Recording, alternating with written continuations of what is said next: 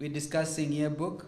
This 1,150-page publication is the culmination of commitment of hard work by the Kenya yearbook staff and contributors who, I'm informed, spent many months compiling and editing it. And for this achievement, let me take this early opportunity to congratulate you for a job well done. The Kenya Yearbook is an official source of information on our country. It covers a wide range of subjects, from our country's history to a system of governance, culture, economy, trade, our justice system, tourism, cooperative management, sports, wow, sports, that's wonderful, health, education, and infrastructure development, among many other aspects. In a sense, this book also captures the spirit of the moment, the desire by many Kenyans for a new beginning for their motherland. The book is therefore an invaluable resource for both local and international audiences, including students, teachers, researchers, tourists, and others interested in this great nation. Even more encouraging is that the publication is not just another of the many compilations of dry and stale facts. Even I can do that, compile some facts. But it is a yearly record of what the government has accomplished, its policies and plans as reflected in the work of our ministries, our agencies, our departments and state corporations, as well as the private sector and individuals in the development agenda of our country. The book should therefore serve as the authoritative and authentic source of information about Kenya, both contemporary and historical.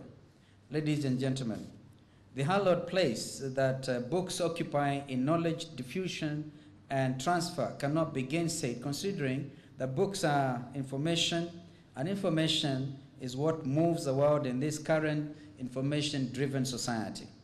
Without information, it is practically impossible for development to take place. This truism aside, the books and publishing industry in Kenya, as in many African countries, has its fair share of challenges that demand a paradigm shift in the manner the business is conducted. The emergence of new media, call it the social media, and this is the social media, as we have seen, which has actually caused revolutions in Northern Africa and revolutions in the Arab world, because the power of the Facebook, the Twitter, I'm able actually to Twitter very effectively, is really what is driving the world. Ironically, riding on advancements in information communication technology has also ironically been the main challenge besetting the traditional books and publishing industry, yet this technology is what it needs to be able to propel its growth. Indeed, challenges are many, but what we need urgently are measures to address the poor reading culture, low levels of literacy in some communities, and poor book buying habits that stand in the way of the faster growth of the book trade and knowledge diffusion in our country. Part of the solution is to build and nurture a reading culture from childhood through children books and activities that sustain reading. I think we have to accept as Kenyans we are not very good readers. And this is, I think we have again to go for paradigm shift. Let us read the books that get published. Let's actually read them and read everything, because that is how we can actually go to the next level.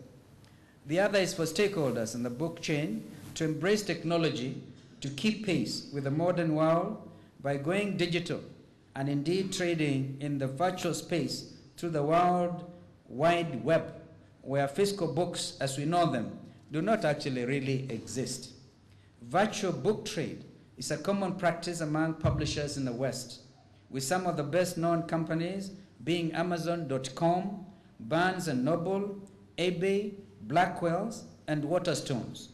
The WW phenomenon, as it is commonly known, allows orders to be discussed on the net with customers, goods can be obtained faster, customers can email queries without delay, and posting of new books on the net is in real time.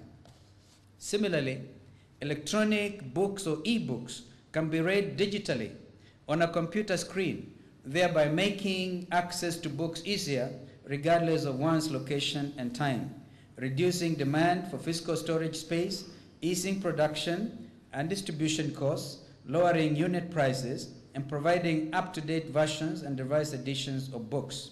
This can happen anywhere, including in my village in Sekuru. Believe you me, it is possible. This world has gone upside down.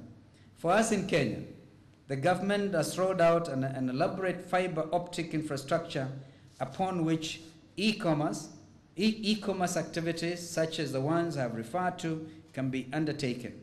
The challenge really is for all of us to take full advantage of the digital technology and exploit the innumerable opportunities it presents in many spheres. As we launch this book this morning, I urge you to ensure that as many copies as possible are readily available, both in hard copy and digital formats for ease of access by institutions of learning countrywide. It may also be prudent to publish some copies in Kiswahili in order to promote our national language and also to reach as many Kenyans as possible. It is now my pleasure to officially declare the 2009-2010 edition of the Kenya Yearbook officially launched, and I thank you. Thank you, God bless you, God bless Kenya.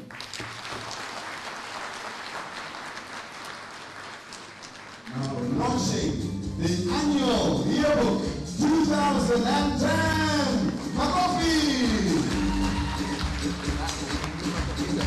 Ladies and gentlemen, that is the Kenya Yearbook 2010.